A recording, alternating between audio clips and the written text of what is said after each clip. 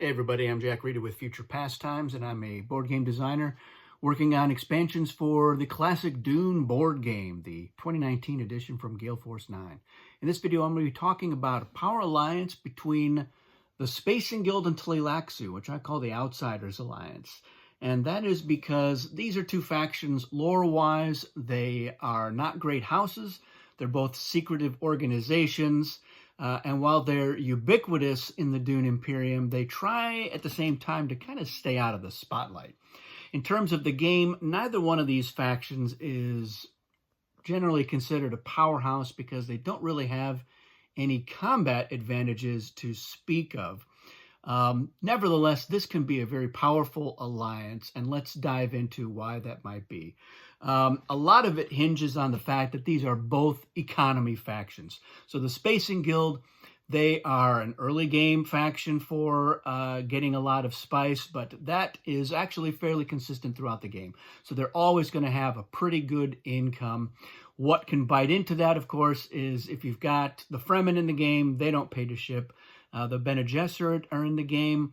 They're getting a lot of free shipping with their advisors, so they're not a big source of income as well. And if you also happen to have richesse in the game, they are typically paying 1 or 2 spice each time they ship if they're leveraging their no-field token. So it's not always gravy train for the guild. Nevertheless, they almost always tend to have a pretty good income. With the Tleilaxu, they're more of a later game economy faction. They're not going to earn anything turn 1. And if there aren't any battles in the first 1 or 2 turns, they're not getting an income there. But it doesn't generally take very long for the Tleilaxu to start earning some spice, and especially as factions maybe try to go for the win and are thwarted, or if you get a lot of stronghold blocking, and then people are having to send their forces to the tanks, even in small amounts. They get a spice for each free revival, even their own. So they're going to be making some money throughout the game for sure. And it will fluctuate. So they'll fluctuate. They'll have some turns where they're making some real bank, and some turns maybe not so much. If the Emperor is in the game, or Chom, factions that have a lot of spice to spend and their leaders are getting killed, the Tleilaxu can usually make deals to sell back leaders and make a pretty good profit there as well.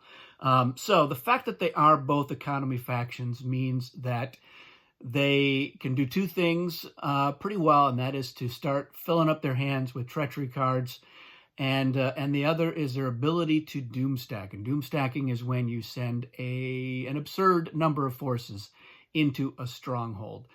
You can send them in early as a deterrent to say, look, I've got 10 forces here. Maybe you don't want to mess with me. Or they can, if they're going later in the turn order, and they can say, oh, this faction only has 3 forces in Habanya, and I'm dropping 9 or 10 in there. I'm going to win that battle. And maybe I can get them to just throw the fight, and I don't have to sacrifice my forces. But they don't necessarily have to lose a leader or lose any treachery cards. So you can make these deals in order to muscle players around. So having that income is going to be great, because the central part of how this faction alliance wins is either by their capability of doom stacking in 4 strongholds and then just winning those battles, especially after they've filled their hands and they've got a weapon and or a defense that they can leverage. Or, once again, anytime you've got an alliance with the guild, you have an eye on stalling the game until turn 10 so that they can win by default. And these are 2 factions that are going to be good for doing that, and that is because their forces make good cannon fodder. They have that ability to drop a lot of forces in, and because the Tleilaxu, they're reviving very cheaply, they're able to get a lot of forces out. They have no limits, so they can get all of their forces out if they can afford them. And if they can't afford doing it, the Spacing Guild usually, while they can't help pay for that, they can offset it by paying for treachery cards and paying for shipping. Reviving for the Spacing Guild, they only get the one free revival, but because they're allied with the Tleilaxu, they get half price on their revival. So every turn they can get 5 forces out for 4 spice, and they usually have the 4 spice. So this lets the Tleilaxu and the Spacing Guild prevent wins fairly effectively. They can afford to send in a lot of forces in there and sacrifice them all in order to prevent a win, and then get a lot of forces out. So there's usually a bottleneck at the Tleilaxu tanks. If you've gone for it and you've lost a lot of forces, you're only getting maybe 3 out each turn. And so it takes you several turns to get back into a position to be able to do that again. But these two factions, they can pretty much do that every turn if they need to. With the Spacing Guild being able to decide in advance when they want to take their turn in shipping and movement, it makes it very effective for them to block a stronghold or to make deals in order to do that, and kind of manipulate the other factions pretty effectively.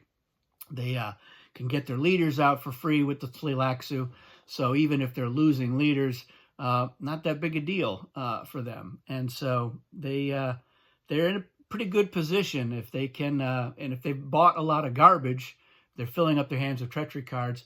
Those fights where they're just blocking strongholds or maybe making deals lets them cycle through those treachery cards pretty effectively. They can get rid of what they don't need and then fill back up again in the next bidding phase. And so it's not to be underestimated. They don't have the voice. They don't have prescience. They don't have any starred forces. But again, they can be a huge thorn in the side of anybody else trying to go for the win. And never forget, of course, with the Tleilaxu face dancers, they can get a sneaky win together if they're able to hold down a couple of the strongholds by having a sizable force in there.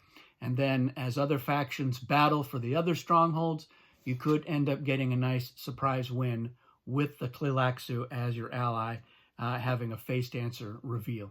So that is really the heart of this Outsider Alliance. They can control the board state very effectively to prevent others from winning and to position themselves where they could win before turn 10.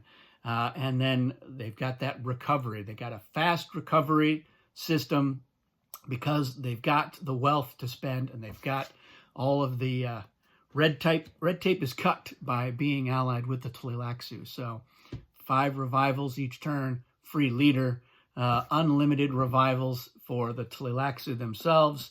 Yeah, it's a pretty effective alliance. So let me know if you've seen the Outsider Alliance in action, if you've considered it. What were the pros and cons? What were the successes? What were the failures? If you have any anecdotes, share those in the comments. We always love to hear about that. And any other thoughts you have on this particular alliance. That's it for this video. Thanks for watching. We'll see you again soon.